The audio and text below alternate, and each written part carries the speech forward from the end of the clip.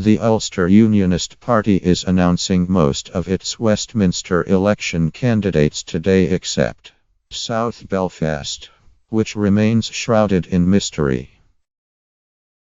Neither of the two main Unionist parties are revealing who their candidate will be. The city's most liberal constituency. Sitting SDLP MP Dr. Alasdair MacDonald is vulnerable to a Unionist challenger. Former UUP leader Mike Nesbitt last night ruled himself out of the race, despite his party thinking he would the ideal candidate. Mr. Nesbitt told this paper that while the UUP had asked him to run in the constituency, he had decided to stand in Strangford, where is a sitting MLA.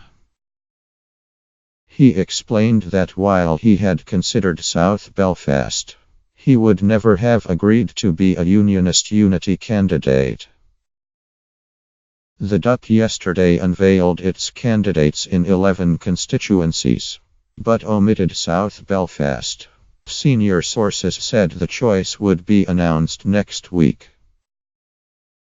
Party insiders confirmed that former MLAs Emma Little Pengelly and Brenda Hale, along with sitting South Belfast MLA Christopher Strangford, are among those under consideration.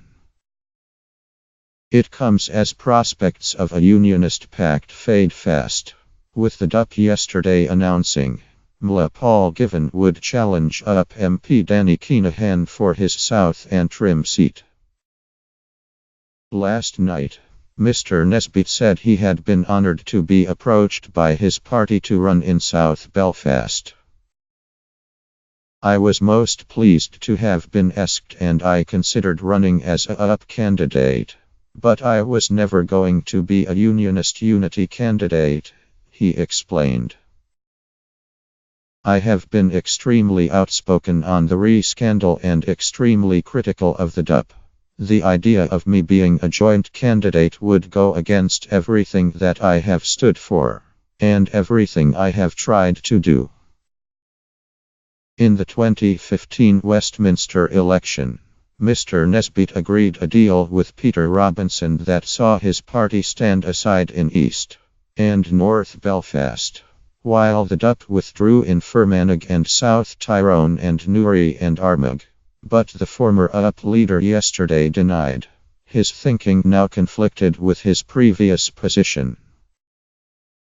The circumstances are totally different, he said.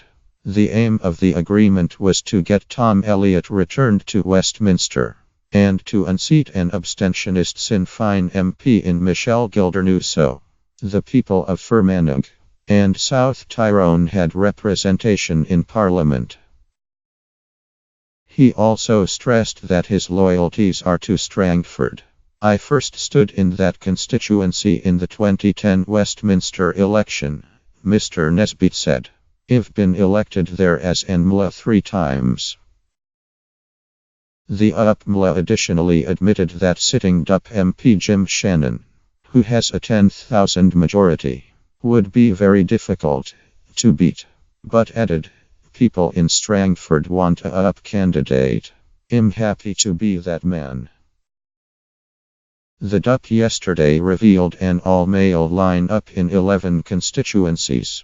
Its 7 sitting MPs Nigel Dodds, Gavin Robinson, Sammy Wilson, Ian Paisley JNR, Gregory Campbell, Jeffrey Donaldson, and David Simpson are all running again. MLA Gary Middleton is standing in foil, and Belfast City Councillor Frank McCubry is contesting West Belfast. It will announce its candidates in other constituencies soon. Party leader Arlene Foster said, "This is an opportunity for people to elect do.As candidates who will work for Northern Ireland. Voters will be able to show their support for the Union. I will be taking the opportunity to outline the benefits of our UUP. We support getting the Assembly and the Executive back functioning, and local ministers working on health, education and the issues that matter to people's lives here. This election can provide the basis for strengthening the Union and ensuring Northern Ireland sends people to Westminster who will deliver for them. Mrs. Foster last week met with UUP leader Robin Swan to discuss a pact, but there was no agreement on key constituencies. The UUP unilaterally pulled out of North Belfast to give the do.As Nigel Dodds a clear run, and the DUP reciprocated for Tom Elliott in Fermanagh and South Tyrone.